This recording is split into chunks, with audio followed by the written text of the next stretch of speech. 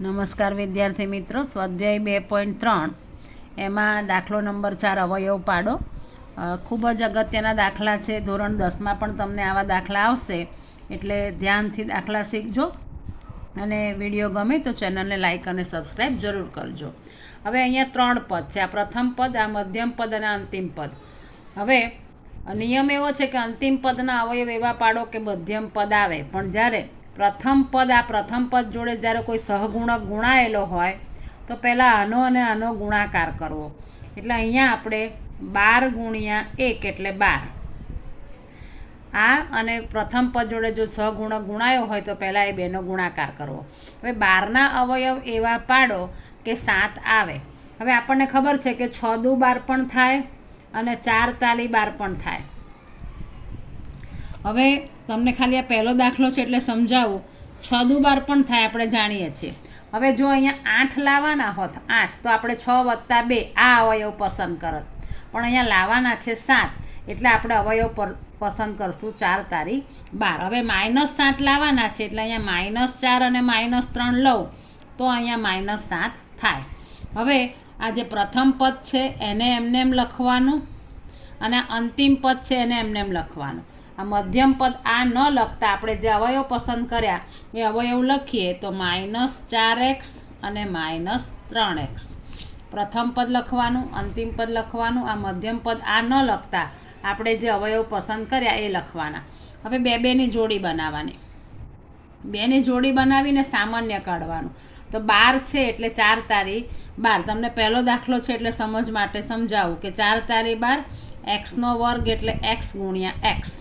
એવી રીતે આ છે 4x. હવે આ બેની આપણે જોડી બનાવીએ તો બંનેમાં શું આવેલું છે? 4, એટલે આપણે 4ને કોમન કાઢીએ.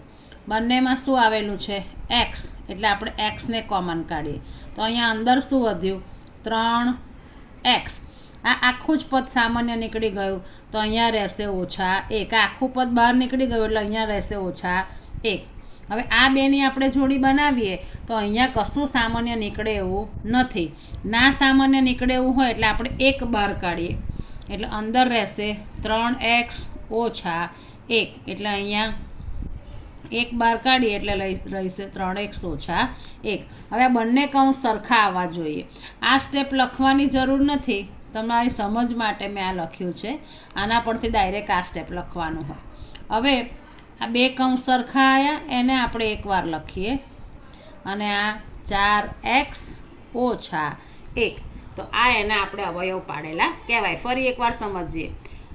અંતિમ પદના અવયવ એવા પાડો કે મધ્યમ પદ આવે, પણ જ્યારે પ્રથમ પદ જોડે કોઈ ગુણાયેલું હોય તો પહેલાં આનો નાનો ગુણાકાર કરવાનો, એટલે 12 એકુ 12. હવે 12ના અવયવ પડે 6 દુ 12 થાય, 4 તારી 12 થાય. પણ આ અવયવ આપણે પસંદ એટલા માટે નથી કરતા કે અત્યારે આપણે 8 નથી લાવવાના કે 4 નથી લાવવાના. એટલે અત્યારે આપણે 4 તારી 12, એટલે બંનેની આગળ માઇનસની નિશાની કરશું તો -7 આવશે. આ પ્રથમ પદ એમને એમ લખીએ, અંતિમ પદ એમને એમ લખીએ. મધ્યમ પદ આ ન લખતા આપણે જે અવયવ પસંદ કર્યા એ લખીએ. હવે બેની જોડી બનાવીને સામાન્ય કાઢવાનું. સામાન્ય કાઢવાનું એટલે 4 તારી 12, એટલે આમાં 4 છે અને આમાં પણ 4 છે, એટલે આપણે 4ને કોમન કાઢ્યું. અને આમાં x છે અને આમાં x, એટલે આપણે xને કોમન કાઢ્યું. એટલે અહીંયા શું વધ્યું? 3 અને વધ્યા x. આ આખું પદ નીકળી ગયું એટલે અહીંયા લખ્યું 1. હવે આમાં કશું સામાન્ય નીકળે એવું નથી. અહીંયા માઇનસની નિશાની છે એટલે આપણે -1 કર્યું. જો અહીં પ્લસ હોત તો આપણે અહીં +1 કરત. આ બંને કૌંસ સરખા આવવા જોઈએ, એટલે બંને કૌંસને એકવાર લખવાનું. અહીંયા જે ગુણાયેલું છે અને અહીંયા જે વધ્યું એ. તો આ એના અવયવ પાડેલા કહેવાય. બીજો દાખલો ગણીએ એટલે તમને થોડો વધારે ખ્યાલ આવશે. હવે બીજાની રકમ છે 2x² 7x + 3. તો પહેલાં આ 2 અને 3નો ગુણાકાર, એટલે આપણને ખબર છે કે 2 તારી 6. હવે 6ના આપણે અહીંયા લાવવાના છે 7, વચ્ચે મધ્યમ પદમાં લાવવાના છે 7. તો 6ના અવયવ પાડીશું તો આપણને ખબર છે કે 6 એકુ 6, અને +7 લાવવાના છે તો હું 6 + 1 કરીશ તો 7 થશે. એટલે અહીંયા હવે પ્રથમ પદ એને એમને એમ લખીએ, અને આ અંતિમ પદ છે એને આપણે એમને એમ લખીએ. વચ્ચે આ ન લખતા આપણે જે અવયવ પાડ્યા એ લખીએ. તો અહીંયા આપણે લખીશું 6x + x, એટલે 6 ને 1 7x. આ 1 છે એટલે 1ને x જોડે ગુણીએ એટલે 6x + x. હવે આ બેની જોડી બનાવીએ, આમાંથી સામાન્ય કાઢીએ. તો અહીંયા 2 છે અહીંયા એક્સનો વર્ગ છે એટલે એમાં પણ એક્સ છે ને આમાં પણ એક્સ, એટલે એક્સ કોમન નીકળશે.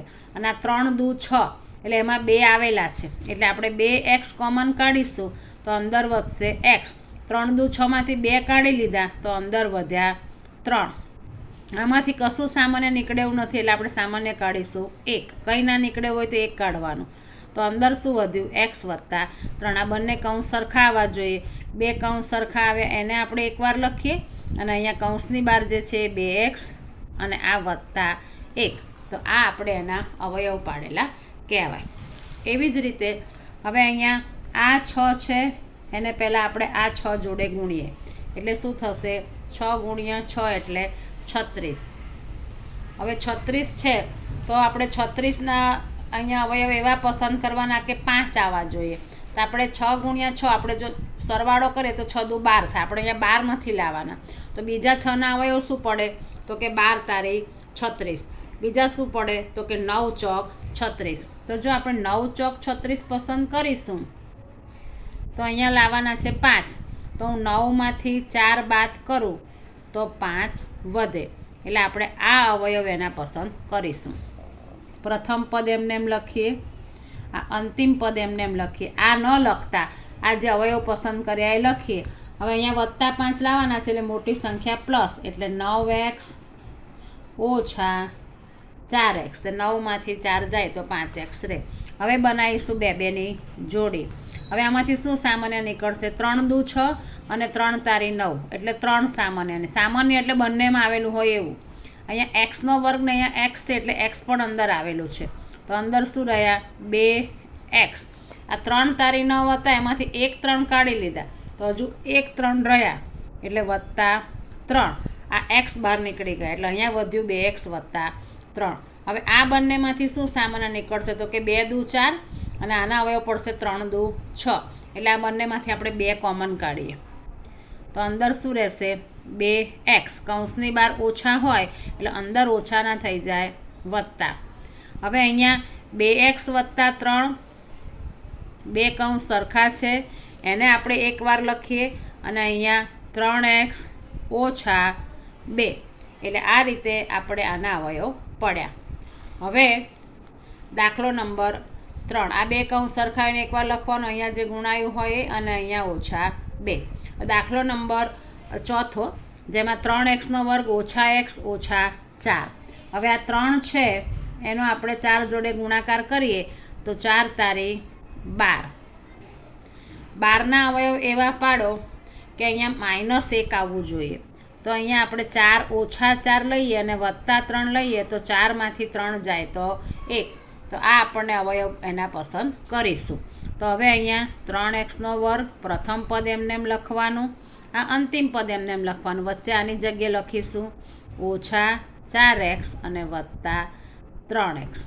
2ની જોડી બનાવીએ તો અહીંયા શું કોમન નીકળશે? 4 ને 3 છે એટલે નહીં નીકળે પણ x નીકળશે.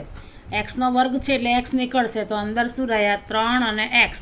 2x હતા એમાંથી x ગુણ્યા x હતા એમાંથી 1 x કાઢ્યા એટલે 1 x રહ્યા. આમાંથી x નીકળી ગયા એટલે અહીંયા રહ્યું ઓછા 4. આમાંથી કશું સામાન્ય નીકળે એવું નથી એટલે આપણે 1 કાઢીશું એટલે અંદર રહેશે 3x ઓછા 4. બંને કૌંસ સરખા હોય એને એકવાર લખવાનું અને બીજા કૌંસમાં અહીંયા જે વધ્યું હોય x અને આ વત્તા 1 એટલે આપણે એના અવયવ પાડેલા કહેવાય. વિદ્યાર્થી મિત્રો, ચેનલ ગમે તો ચેનલને લાઇક અને સબસ્ક્રાઈબ જરૂર કરજો. Thank you.